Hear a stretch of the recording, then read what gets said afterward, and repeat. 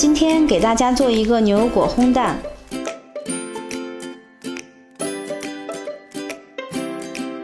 先来处理牛油果，用刀对半切开，把核去掉。彩椒取1/4，去掉里面的籽，切成小丁。培根切成小丁。 葱切碎，把鸡蛋打入碗里。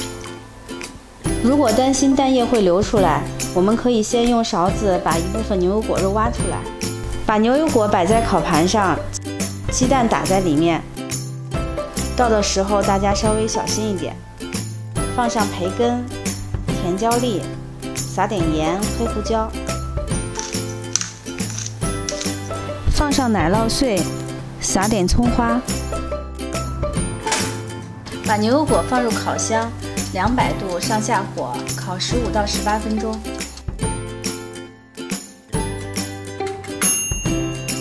现在好了，我们来把它取出来吧。牛油果相对于其他水果来说，碳水和果糖的含量都比较低，非常适合低碳生酮期间来吃，而且它的饱腹感非常的强。